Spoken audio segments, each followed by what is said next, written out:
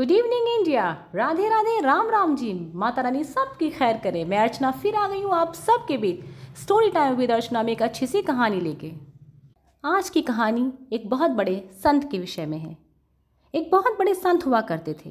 वो अपना घर छोड़कर एक पवित्र नदी के किनारे जा बसे।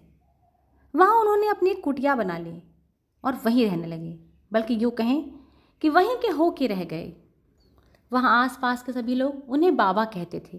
धीरे धीरे आने वाले जितने भी भक्त थे वो सभी उन्हें प्रेम से बाबा कह के ही पुकारने लगे। उनकी कुटिया नदी के किनारे से कुछ दूरी पर थी, लगभग 500 मीटर की दूरी पर। उनका दिन उसी पवित्र नदी से शुरू होता और शाम उसी नदी के किनारे पर होती।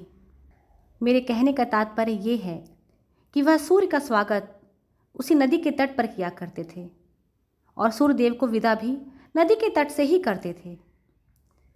रोज़ भोर में नदी में स्नान किया करते थे। उसके बाद कुटिया में आकर अपने प्रभु का स्मरण किया करते थे। यदि किसी ने कुछ दे दिया तो उसे ईश्वर का प्रसाद मानकर ग्रहण कर लिया करते थे, और यदि कभी कुछ नहीं मिला तो प्रभु की इच्छा मानकर भूखे ही सो जाया करते थे। ऐसे थे संत जी। इसी तरह वर्षों बीत गए। एक बार की बात है, बाबा बहुत बीमार हो गए थे। उनका स्वास्थ्य दिन प्रतिदिन गिरता ही जा रहा था।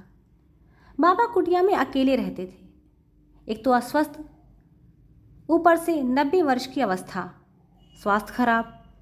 बाबा चाह कर भी अपनी नदी के तट पर नहीं जा पा रहे थे। जैसे बाबा अपनी नदी मैया से मिलने को तड़प रहे थे, वैसे ही वो भी अपने भक्त से मिलने को बेकरार थीं। पता नहीं दोनों में क्या रिश्ता था। बाबा के प्राण उनके शरीर को छोड़कर निकल गए, पर वे अपनी नदी का तट न देख पाए। अपने अंतिम समय में उनके अंतिम संस्कार की बारी आई। वहाँ उनका कोई अपना नहीं था। कुछ भक्त थे। भक्तों ने कहा कि सुबह होने के बाद अंतिम संस्कार किया जाएगा, और सब भक्त ऐसे ही उनके पार्थिव शरीर को उसी कुटिया में छोड़कर अपने अपने घर चले गए कि सुबह दोबारा आएंगे।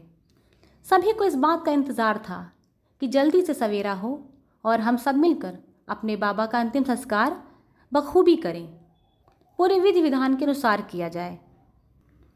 अपने भक्त के लिए प्रभु का प्रेम, उस नदी रूपी माँ की ममता। अब देखिए, कुछ ऐसा देखने को मिला जिस पर यकीन नहीं होगा। पता नहीं क्या हुआ, रातों रात नदी ने अपना रुख बदल दिया। वो नदी अपना रास्ता बदलकर बाबा की कुटिया को अपने साथ भा ले गई। किसी को अंतिम संस्कार करने की आवश्यकता ही नहीं पड़ी। नदी मैया खुद अपने बेटे को लेने उनके पास आ गईं और अपने बहाव में बहा के ले गईं। ये बात सुनने में तो सामान्य सी लगती है, लेकिन सामान्य नहीं है। प्रभु की भक्ति में डूबे शख्स के साथ ऐसा होता है। भगवान अपने भक्त का साथ कभी नहीं छोड़ते, उन्हें मुक्ति के द्वार तक ले ही जाते हैं। ये कहानी आपको कैसी लगी, प्लीज़ मुझे कमेंट करके ज़रूर बताइएगा। अच्छी सी, प्यारी सी, रोचक सी कहानी सुनने के लिए इंतज़ार कीजिए अर्चना का। तो फिर मिलूंगी स्टोरी टाइम विद अर्चना में कल की शाम। स्वस्थ रहिए, मस्त रहिए, खुश रहिए और अर्चना को याद करते रहिए। Have a nice time.